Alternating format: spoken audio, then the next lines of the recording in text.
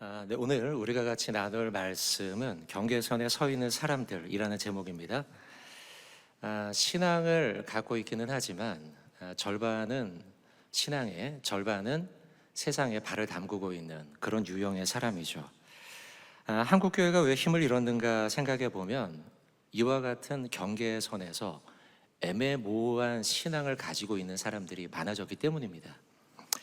바닷물을 짜게 하는 것은 3%의 염분이라고 하지 않습니까? 자, 오늘 설교는 나는 그 3%이냐 이걸 이제 묻는 문제 제기입니다. 자, 오늘 본문의 배경은 북이스라엘 여로보암 왕 시대입니다. 여로보암은 정치적인 안정을 취하기 위해서 종교적인 희생을 했어요. 그 당시에 경계선에 있는 신앙인들을 많이 양산했습니다. 그래서 훗날 신앙적이지 못했던 왕들에 대한 평가로 붙었던 부록이 여로보암의 길을 갔더라 아니겠습니까? 그가 대표적으로 했던 신앙의 회유 정책들이 몇 가지 있는데요. 자막을 보시면 열왕기상 12장 31절로 33절입니다. 몇 가지 말씀들이 나와요. 산당을 지었다라고 기록이 되어 있습니다.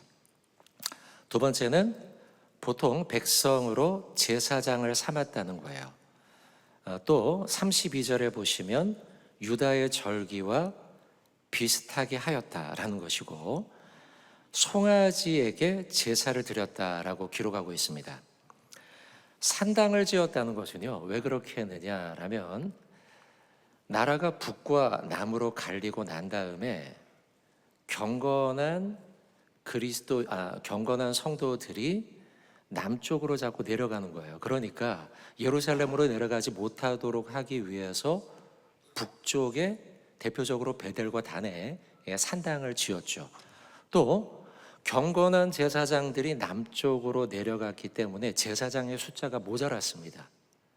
그래서 자격이 없던 무자격 제사장들을 세웠던 것이죠. 종교가 약해지겠죠. 또 유다의 절기와 비슷하게 했다라는 말씀이 나오는데요. 초막절, 가을 절기가 되면 추수의 때와 장막절의 그 일주일의 절기가 겹칩니다. 생업으로 한참 추수를 해야 되는 때에 갑자기 일주일 절기를 지키기 위해 쉬어야 하니 신앙이 약한 사람들의 원성이 있었죠. 여로보암은 이걸 파고들어서 절기의 날짜를 바꾼 거예요. 송아지 제사도 이때 드렸습니다. 자, 이렇게 되다 보니 경건했던 성도들은 모두 북이스라엘을 떠나 남유다 예루살렘으로 이주하게 되었습니다. 대표적인 불신앙의 사건이 베델 사건인데요. 베델에 송아지 제사를 드리게 되었고 그곳에 왕이 같이 참여하게 됩니다. 하나님께서 기뻐하지 않으시죠. 하나님의 사람을 보내게 됩니다. 오늘은 이제 편의상 젊은 선지자로 호칭하겠습니다. 젊은 선지자가 그곳에 가서 하나님의 뜻을 전합니다. 제다나 다윗의 집에 요시아라 이름하는 아들을 낳으리니 그가 내 위에 분향하는 산당 제사장을 내 위에 제물로 바칠 것이다. 다시 말하면 여기에서 제사 드리는 제사장들에 대해 하나님이 심판할 거라는 거죠. 왕이 한켠에 있어요. 그런데 젊은 선지자가 와서는 이와 같이 왕이 집전하고 있는 제사에 대해 저주를 퍼붓는 거죠. 하나님의 뜻이죠. 그리고 또 징조를 말씀합니다. 징조로 여기 있는 제단이 갈라지게 될 거다. 그리고 여기 위에 있는 재가 쏟아지게 될 것이다. 이야기를 듣다 보니 왕이 기분이 나쁩니다. 얼굴이 울그락불그락해지더니 손을 뻗어서 저놈을 잡아라 한 거죠. 이때 왕의 손이 굳어버려요. 움직이질 않는 거죠. 너무 깜짝 놀라죠. 그리고 나자 곧 예언대로 제단이 갈라져 쏟아지게 됩니다. 아, 이건 하나님의 뜻이구나. 그리고 그 선지자에게 부탁합니다. 선지자여, 내 팔을 낫게 해주시오. 그리고 선지자는 그의 팔을 낫게 합니다. 자, 요게 이제 여로보암 왕 때 있었던 대표적 불신앙의 사건 가운데 하나입니다. 젊은 선지자가 고마워서 왕은 집의 절반을 당신에게 줄 터이니 우리 집에 와서 왕궁에 와서 쉬다 가시오. 그러나 선지자는 그 왕궁으로 돌아가지 않죠. 왜냐하면 하나님의 말씀에 돌아가지 말아라. 네가 왔던 곳으로 곧장 와라 라고 했기 때문입니다. 자, 이 시대가 바로 여로보암 왕 시대에 있었던 일입니다. 그리고 오늘 본문입니다. 자, 오늘 본문에 우리가 살펴볼 인물은 늙은 선지자예요. 성경상 표현이 그렇습니다. 그래서 호칭을 그렇게 하겠습니다. 사건과는 조금은 연계성이 없어 보이는 인물인 늙은 선지자. 자, 성경 본문을 보죠. 열왕기상 13장 11절인데요. 한번 같이 한번 읽어보겠습니다. 읽겠습니다. 베델에 한 늙은 선지자가 살더니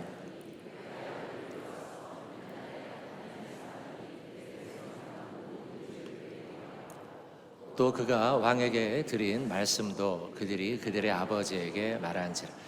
자, 여기 색깔로 표시가 되어 있는데요. 몇 가지 정보가 나옵니다. 정보를 보시면서 자, 오늘 이 늙은 선지자가 어떤 사람인지 한번 짐작하면서 설교를 들어보십시오.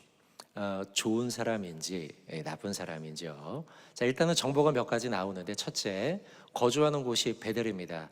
베델은 조금 전에 왕이 산당을 지었던 마을 가운데 하나입니다. 베델 단. 자, 이곳에 살고 있었고 나이가 꽤 있습니다. 늙었다라고 되어 있으니까요. 그의 아들들이 있습니다. 아들 한 사람이 아니라 여러 아들들. 우리 시대도 자녀 키우면 여러 명 있으면 돈 많이 들죠, 그죠? 아들들 키우는 게 쉽지 않았을 것을 짐작해 볼 수가 있습니다. 그리고 그의 아들들이 조금 전 이야기 나눴던 베델에서의 산당 제사, 왕이 있었던 그 자리, 젊은 선지자가 벌였던 이 일들, 그 사건의 현장에 있었어요. 그걸 보고 아버지께 돌아와서 이야기합니다. 아버지, 이런 일이 조금 전에 있었습니다 라고 이야기를 해요. 아버지는 그 이야기를 듣고 깜짝 놀랍니다. 그래? 도대체 그 사람은 어떤 사람이야? 그 사람은 어디로 가서 묻게 되죠. 그리고 그 사람이 간 장소를 듣게 되자 나귀에 안장을 지워서 그 젊은 선지자를 따라가게 됩니다. 다시 말하면 영적인 사건이 벌어진 그 일 현장에 벌어졌던 그 사람을 만나고 싶은 영적 열망이 그에게 있었다는 거예요. 늙은 선지자. 자, 여러분, 제가 여러분에게 이 사람이 어떤 사람이냐 여러분 한번 짐작해 보라고 했죠. 자, 어떤 사람일까요? 좋은 사람이냐 나쁜 사람이냐는 거죠. 자, 그리고 쫓아가서 상수리 나무여서 그를 만나게 됩니다. 그리고 나와 함께 우리 집에 와서 떡을 먹고 쉬다 가십시오. 저와 대화를 합시다. 당신이 어떻게 이런 일을 벌였는지, 왕 앞에 어떻게 그렇게 용기 있게 이야기할 수 있었는지 한번 저에게 이야기해 주십시오 라고 그에게 권하게 되는 것이죠. 자, 그리고 드디어 13장 18절 이 구절에 다다라서요 그의 정체를 알 수 있는 힌트가 나옵니다. 자, 요 구절도 한번 같이 읽어보겠습니다. 열왕기상 13장 18절입니다. 그가 그 사람에게 이르되 내게 이르기를 그를 내 집으로 데리고 돌아가서 그에게 떡을 먹이고 물을 마시게 하라 하였느니라 하니 이는 그 사람을 속임이라. 자, 여러분, 이 사람의 정체 아시겠습니까? 좋은 사람입니까? 아니면 그렇지 않습니까? 단적으로 말하기는 좀 어렵겠지만 노란 글씨, 그죠? 노란 글씨를 보니 이 사람은 선지자긴 하는데 거짓말하는 선지자구나 라는 걸 우리가 알 수 있지 않습니까? 조금 전까지만 해도 잘 몰랐어요. 선지자라고 하니까 선지자인가 보다. 그리고 하나님의 사람, 젊은 선지자가 그런 일을 벌였다고 하니 그 영적인 일에 관심이 많고 그 사람을 따라가서 그에게 마신 것도 좀 주고 싶고 이런 괜찮은 사람처럼 보였어요. 그런데 18절을 보니 그는요 선지자이긴 하지만 거짓말하는 선지자였다는 거예요. 영적인 일에 관심이 많지만 그는요 나쁜 일을 했어요. 그리고 젊은 선지자를 도우려는 것처럼 보였지만 그는 돕기는커녕 뒤로 이어가 보면 이 일로 인해서 젊은 선지자는 죽게 돼요. 그의 정체가 애매모호했다는 거죠. 자, 저에 대한 이야기를 잠깐 좀 하겠습니다. 제 이름은요 유성택입니다. 버들 위에 거룩할 성의 택할 택입니다. 거룩하게 택함 받았다. 이름 괜찮지 않습니까? 네, 괜찮죠. 저희 이제 형제 자매가 7명입니다. 위로는 이제 누나가 6, 이제 아들은 저 하나입니다. 귀하게 자란 것 같습니까? 아버지가 이북 분이신데 어머님은 경남 분이시고요.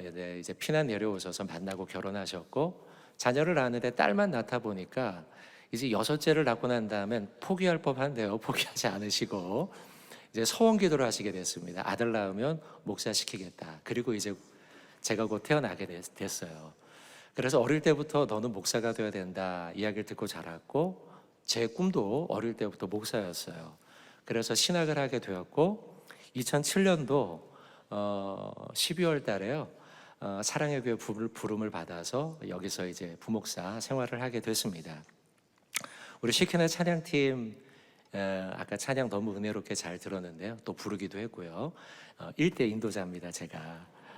네, 그리고 예배팀을 섬기고 목양을 섬기고 제자 훈련하고 특세로 섬기고 여러 가지 모양으로 섬겼어요.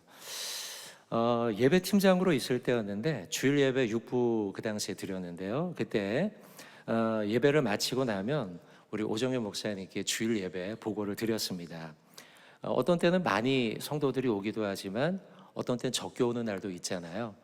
주일 보고를 드리면 여러 보고 가운데 인원 보고도 드리는데요. 적게 온 날에는 목사님이 물어보십니다. 유 목사, 오늘은 성도들이 다 어디 갔냐?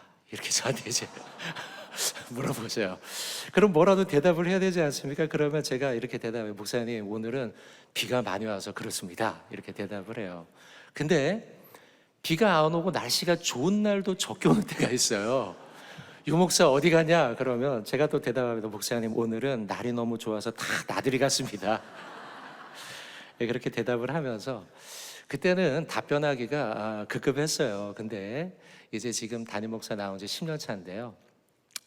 담임 목사의 마음을 그 당시에 되고 보니 우리 오정현 목사님의 마음을 이해하겠더라고요.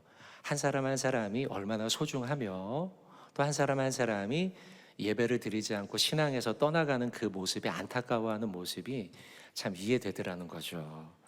지금은 이제 하남에 있는 미사 지구에 있는 정윤교회에서 목회하고 있는데 제가 목회하는 것을 가만히 생각해 보면 대다수가 제가 사랑의 교회에서 배웠던 것들이에요. 예배 그리고 제자 훈련, 찬양과 기도 이 모든 것들이 여기에서 배웠던 것들이에요. 기회가 된다면 한번 그런 인사를 드리고 싶었는데 제가 목회자로서 많은 걸 배우게 한 우리 오정현 목사님 또 우리 사랑의 교회 교우 여러분들 머리 숙여서 감사 인사를 한번 하고 싶습니다. 감사합니다, 여러분들. 자, 여러분들 제가 저의 소개를 하니 조금은 저에 대해서 좀 알게 됐죠. 오늘 본문도 마찬가지입니다. 늙은 선지자, 이 사람이 어떤 사람인지 몰랐어요. 그러나 선지자, 그가 그렇게 모를 수밖에 없었던 건 선지자이긴 하지만 자신의 정체를 밝히지 않죠. 늙은 선지자가요. 그러니 모르죠. 선지자답게 살지도 않아요. 어떤 때는 선지자라고 하지만 어떤 때는 진리가 아닌 거짓을 말하는 변절자죠. 그가 어떤 사람인지 알 수가 없어요. 아마 동네 사람도 그가 선지자라고는 하지만 진짜 선지자 맞나? 그의 아들들도 우리 아버지가 선지자라고 하는데 선지자가 맞나? 자신도 혼동스러웠을 거예요. 젊은 날에는 내가 선지자였지만 내가 너무 오랫동안 예루살렘을 떠나 있었어. 자신도 몰라서 혼동스러웠을 수 있다는 거예요.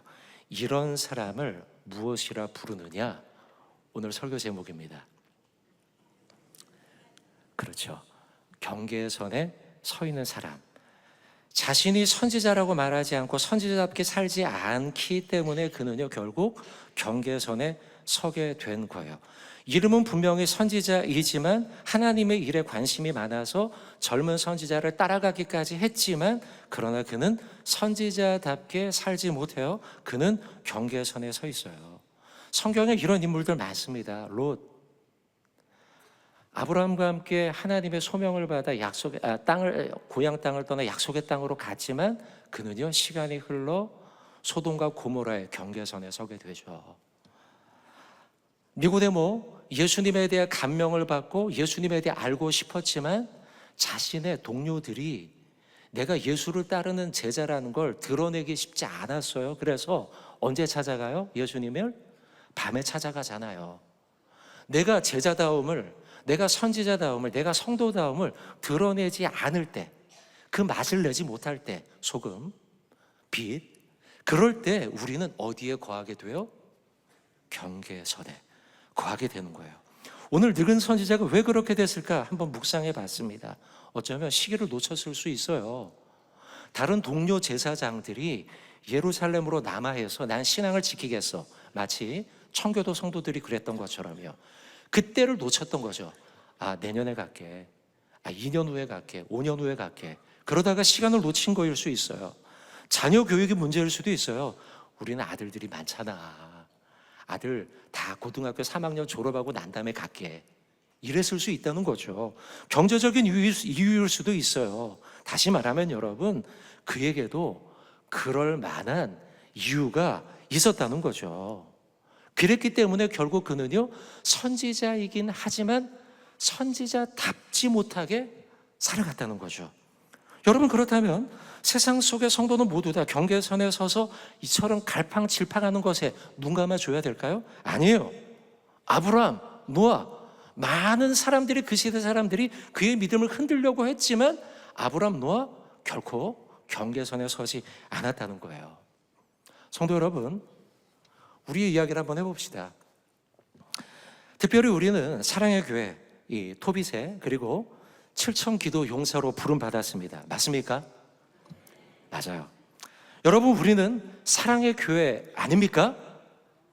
맞습니까? 아멘. 맞아요. 그렇다면 여러분, 우리 기도의 용사 다 와야죠. 사랑의 교회 다 와야죠. 부르짖어 기도하고 기도의 자리를 지켜내야죠. 경계선의 성도가 아니라 하늘의 성도로 우리가 살아가야 될 줄로 믿습니다.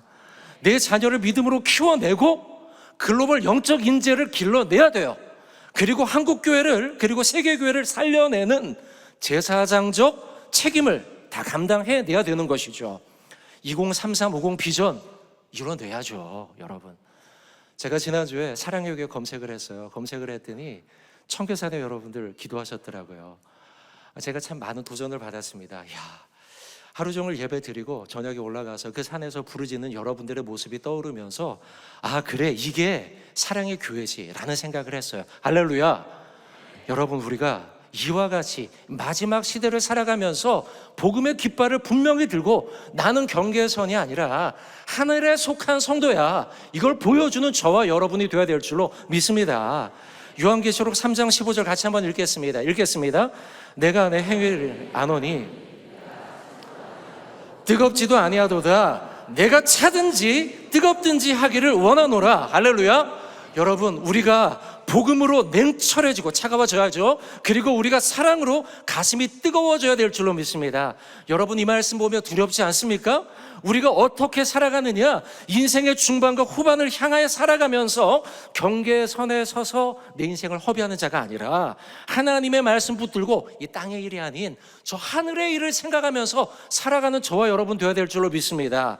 골로새서 3장 1절로 2절 한 번 더 우리 마음에 결단을 담아서 한번 읽어보도록 하겠습니다. 읽겠습니다.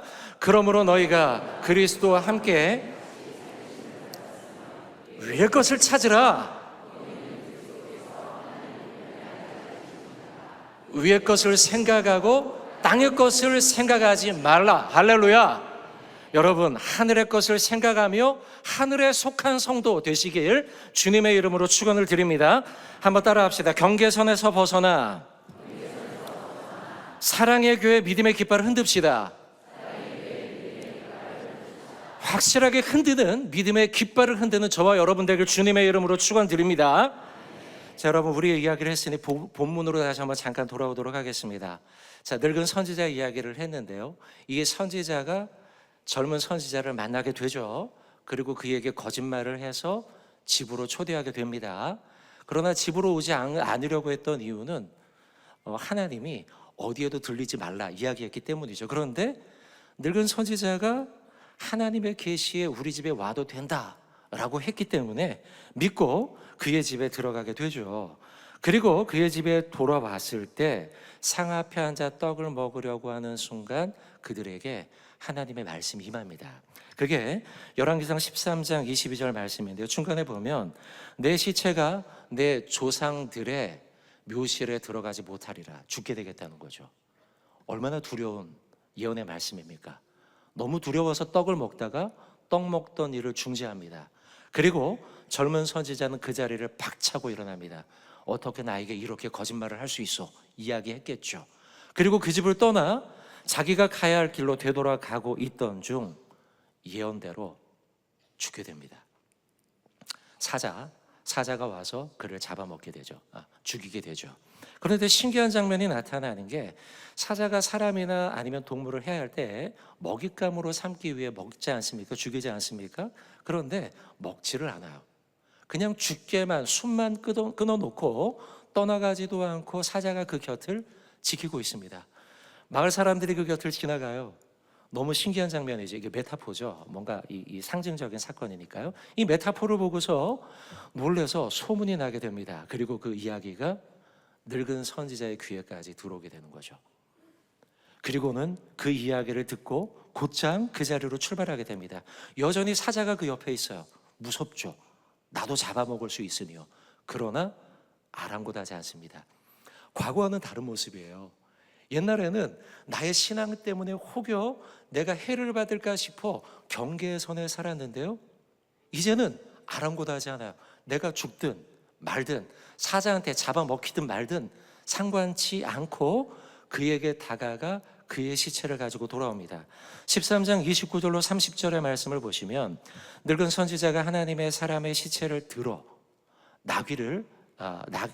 나귀에 실어 가지고 돌아옵니다. 자기 성읍으로 돌아와서 슬피 울고 장사를 지냅니다. 정말 진심으로 애곡해요. 그리고 장례를 치러요. 그리고 곧 그의 시체를 자기 묘실에 두고 부르짖습니다. 오호라 내 형제여, 오호라 내 형제여. 다시 말하면 죽은 그를 향해 부르기를 나의 아버지여, 나의 어머니여, 나의 가족이여, 그렇게 부르는 것처럼 그렇게 부르면서 슬피 울며 진심으로 장례를 치르더라는 거예요. 자, 여러분, 설교 초두에 여러분들에게 질문을 드렸죠. 이 사람의 정체는 뭐냐고요. 아까 어떤 사람이라고 했습니까? 나쁜 선지자라고 우리가 했죠. 자, 여기서 한번 더 묻겠습니다. 나쁩니까? 좋습니까? 그렇죠? 조금 혼란이 오지 않습니까, 여러분? 조금 전까지 그는 분명히 엉터리 거짓말 선지자였어요. 그리고 그 사람 때문에 젊은 선지자까지 죽게 됐죠. 그러니까 나쁜 사람이 맞아요. 그런데 지금은 보니 진짜 진심으로 울고 있어요. 그리고 부르짖기를 오라 내 형제여 라고 부르면서 슬퍼하고 있어요. 변했어요. 그죠? 경계선에 서 있던 그가 지금은 변했어요. 바뀌었어요. 왜 바뀌었을까요? 메타포. 사자가 그 곁에 서 있고 하나님이 보여준 그 사인을 본 거예요. 사인을. 열왕기상 11장부터 14장의 말씀, 이 11장, 14장 한번 집으로 가서 보십시오. 보면 여로보암 왕 시대의 일들이 나오는데요, 그 시대에 여로보암 왕이 얼마나 하나님 앞에 범죄했는가를 보여줘요. 그리고 오늘 본문은 그런 불신앙적인 왕 밑에 있던 평범한 백성들의 불신앙을 보여주는 단면의 사건이 오늘 이 늙은 선지자의 사건이에요. 근데 그 늙은 선지자는, 여로보암은 변하지 않았지만 늙은 선지자는 지금 바뀌었어요. 변했어요. 왜 변했는가? 그는 경고의 사인을 보았기 때문이에요. 여로보암은 하나님의 사인을 보지 못했어요. 변하지 않았어요. 그러나 이 늙은 선지자는 하나님의 사인을 보고 바뀌었다는 거예요.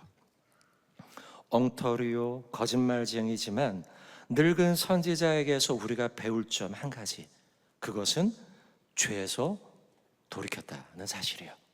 지난날의 잘못된 삶에서 그가 바뀌었다는 사실이에요. 여러분, 가룟 유다와 사도 바울이 있는데요, 분명히 다른 인물이죠. 그러나 그 둘을 똑같이 하나님 앞에 큰 죄인들입니다. 가룟 유다 예수님을 팔아넘겼죠. 사도 바울 예수님의 사람들을 핍박했던 인물이에요. 근데 그 둘의 차이점은 뭐예요? 가룟 유다는 죄에서 돌이키지 않았죠. 자살하고 끝냈죠. 그러나 사도 바울은 자신의 잘못을 뉘우치고 돌이켰다는 사실이에요. 죄는 우리를 향해서 이렇게 말합니다. 넌 너무 늦었어. 돌이키기가 너무 늦었어. 이게 죄가 우리 귀에 하는 이야기예요. 하지만 여러분, 지금이 돌이키기에 가장 빠른 때인 줄로 믿습니다. 지금이에요. 지금. 이 늙은 선지자가 그때를 잡은 거예요. 하나님의 사인을 보고, 그래, 이게 나를 향한 하나님의 사인이구나. 내가 비록 나이 많고 늙었지만 지금이 가장 빠른 때야 라고 돌이켰다는 사실이죠. 사랑하는 성도 여러분들, 우리들도 경계선에 서 있습니다. 세상과 신앙 사이에요. 주일날 그리고 오늘 우리가 예배당에 와서 말씀 듣면 말씀의 세상에 속해요. 하지만 세상으로 나가면 세상이 우리를 가만둡니까? 아니죠. 세상이 우리를 막 흔들어 제끼지 않습니까? 믿음대로 살지 못하도록 우리를 마구 흔들지 않습니까? 사단은요, 우리를요 경계선에 서도록 내몰아요. 어릴 때부터 한국 사회가 그렇습니다. 중학교, 고등학교 시절 입시에 살아남기 위해서, 그래, 고3만 지나면 내가 예배 나갈게 이러잖아요. 그죠? 우리 자녀들 교육시킬 때도 그럴 때 있잖아요. 그래, 고3만 지나면, 이런 생각할 때가 있잖아요. 그래서 우리도 모르게 중학교 시절, 고등학교 시절부터 믿음의 경계선에서는 연습을 한다는 거예요. 직장에 나가요. 대학을 졸업하고 사회에 적응하기 위해서 경계선으로 우리를 사단에 내몰죠. 가정을 이루고 나면 경제와 자녀와 건강의 문제로 사단은 우리를 자꾸 신앙의 구석과 경계선으로 몰아넣는다는 거예요. 제가 대학교 다닐 때요, 제가 다니던 청년부입니다. 청년부에 형님들이 있었는데, 형님들이 대학을 졸업하고 나서 이제 직장에 가요. 그러면 청년부 모임에 오지 않습니까? 오면 이야기를 나눕니다. 이제 GB에서 성경 공부하고요. 그러면서 이런 이야기를 해요. 내가 힘들게 입사했는데, 입사하면 여러분 그거 하잖아요. 그 회식이요. 회식하잖아요. 요즘은 아니지만 옛날에는 막 술을 막 권했잖아요. 그죠? 회식에 나가요. 그러면 선배님들이 이야기하는데, 술 한잔 마셔. 그러면 이야기하는 거죠. 선배님, 저는 크리스찬이라 술 안 마십니다. 그렇게 얘기를 하면 선배님들이 꼭 이렇게 얘기하는, 괜찮아, 마셔. 저기 김 부장님 있지? 저분도 장로님이야. 저기 박 부장님 있지? 저기 안수 집사님. 이렇게 얘기한다는 거예요. 그러니까 여러분들, 학창 시절, 대학 시절, 그리고 직장 생활, 우리 가정 생활 속에 사단이 우리를 얼마나 흔들어 놓냐는 거죠. 그리고 우리를 자꾸 경계선으로 밀어 넣는다는 거예요. 늙은 선지자 마찬가지였을 거예요. 그러나 하나님은 우리가 죄에서 돌이키기를 원하시는 것처럼 그에게도 돌이키기를 원하셨죠. 젊은 날을 허비했어요. 그러나 그는 나이 먹어서라도 하나님의 사인을 보고 돌이켰어요. 사단은요, 가룟 유다에게 했던 것처럼 우리를 향해서 이야기해요. 너 너무 늦었어. 이제 그만해. 뭘 신앙대로 이제서 하려고 그래? 이렇게 한다는 거죠. 그러나 아니에요. 내게 사인이 보인다는 것은 여전히 나를 사랑하시며 여전히 내가 돌이킬 기회가 남아 있음을 보여주는 거예요. 바라기는요, 지금 돌이키기에 가장 빠른 시간인 줄로 믿습니다. 여러분, 경계선을 벗어나서 하늘의 일을 생각하는 하늘의 사람, 저와 여러분 되시길 주님의 이름으로 축원을 드립니다. 말씀을 맺겠습니다. 산정형교회 주기철 목사님이라는 분이 계십니다. 아실 거예요, 주 목사님. 1938년부터 44년까지 5차례나 일본에 압제하여서 투옥당하셨습니다. 몽둥이 찜질 당하고요, 채찍질 맞고요, 온갖 고초를 당하셨죠. 경계선에 설 법하지 않습니까? 이렇게 많은 어려움을 당하면 내가 예수 믿는다고 이렇게까지 어려워져야 돼? 생각 들 법하잖아요. 경계선에 그러나 서지 않았어요. 확고하게 하늘의 사람으로 살았어요. 5번째, 마지막 구속될 때입니다. 산정용 교우들을 모았어요.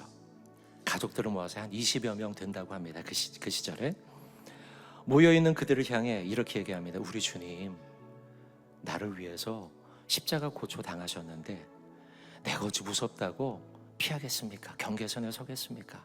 오직 일사각오만 있을 뿐입니다. 그리고 아주 멋있는 말을 하셨는데요, 이런 말을 하셨어요. 소나무는 죽기 전에 찍어야 시퍼런 빛을 간직하고, 백합화는 시들기 전에 떨어져야 향기롭습니다. 이 몸도 시들기 전에 주님 제단에 드려지기를 원할 뿐입니다. 이 말을 하고 감옥에 들어가셨고, 그리고 마지막 생을 마감했어요. 소나무 그렇잖아요. 죽고 난 다음에 찍으면요, 허예요. 그냥 생기가 없고요. 그러나 죽기 전에 도끼로 찍으면 그 한가운데가 시퍼런 빛이 살아있잖아요. 청청하게요. 백합화도 그렇잖아요, 여러분들. 죽고 난 다음에 이거 떨어지면 냄새 안 나요. 그러나 살아있을 때 떨어지면 그 향기가 주변을 향기롭게 하죠. 주기철 목사님, 내가 그럴지라도 나는 경계선에 서지 않겠어. 결단한 거죠. 신사참배가 행해졌지만 경계선에 서지 않았던 목사님. 오늘 본문 보면서요, 저는 제 마음에 꽉 남은 한 구절이 있어요. 13장 18절, 우리가 아까 한번 읽기도 했던 본문인데 보십시오. 어느 구절이 제 마음에 남았을까요? 어느 구절일까요? 충분한 힌트를 드렸는데, 네, 노란 글씨. 네, 나도 그대와 같은 선지자라. 사실 이 구절은 거짓말하려고 한 말 아닙니까? 그죠? 나쁜 선지자, 그죠? 거짓말. 근데요, 이건 단순한 거짓말은 아니에요. 실제로 나도 그대와 같은 선지자가 되고 싶었소 라고 하는 회한이에요. 회한. 13장 30절을 보면 저의 해석이 증명이 됩니다.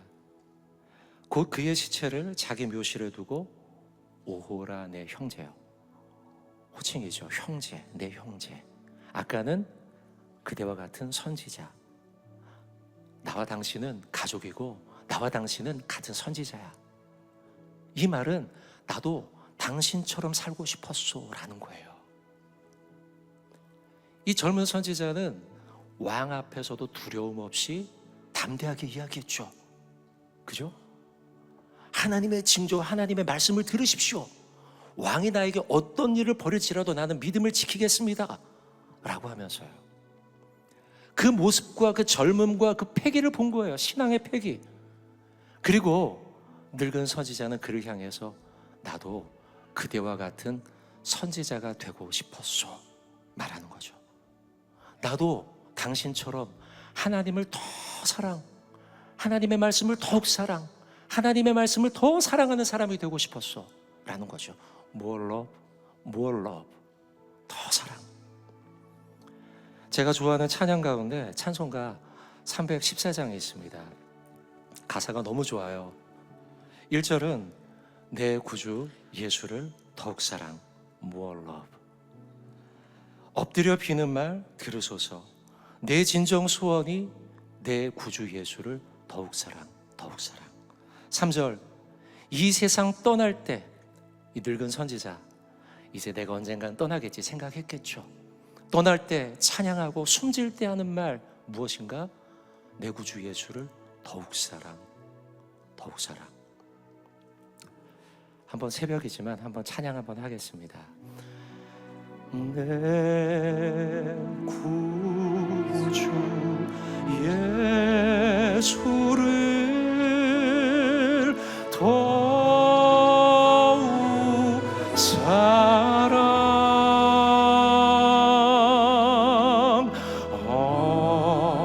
엎드려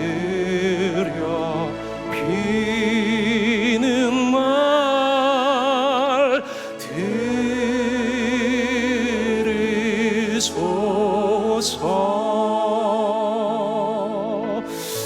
내 진정 소원이 내 구주 예수를 더욱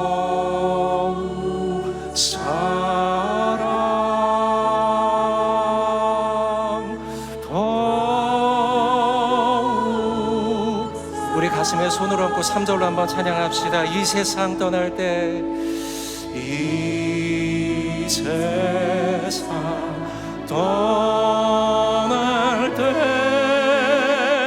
찬양하고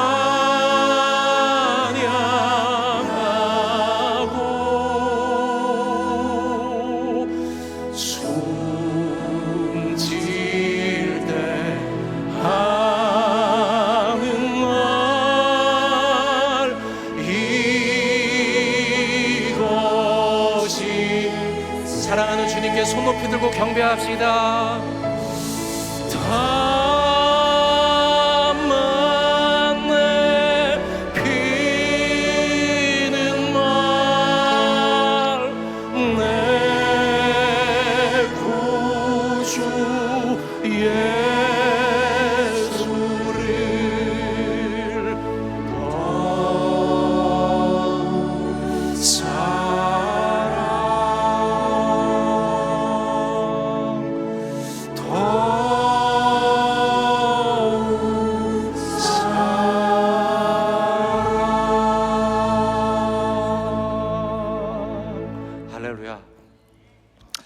성도 여러분, 폭풍 같은 유혹과 시험이 우리의 신앙을 흔들고 경계의 선에 내모는 시대를 우리가 살고 있습니다. 우리가 예배의 방주, 교회당의 방주 속에 살지만 세상으로 나가면 사사건건 늙은 선지자가 넘어진 것처럼 우리를 넘어뜨리려고 사단은 시험하겠죠.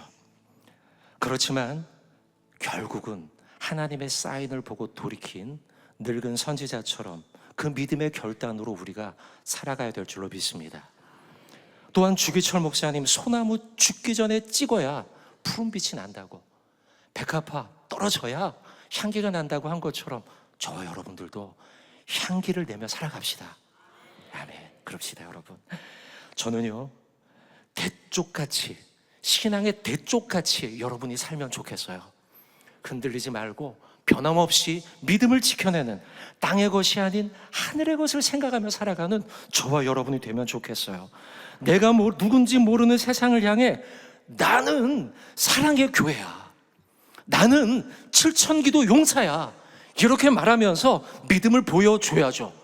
오늘 이번 한 주가, 앞으로의 여러분의 인생이 우리 친정집 사랑의 교회가 그런 향기로운 백합화, 시퍼런 빛을 가진 소나무 성도들로 가득 찬 사랑의 교회 되시길 주님의 이름으로 축원을 드립니다. 아멘. 기도합시다. 하나님 아버지, 오늘 주님의 말씀을 봅니다. 사단은 우리를 향해 넌 너무 늦었어 이야기하지만 하나님은 우리에게 사인을 보여주시며 지금도 우리가 돌이키기를 원하십니다.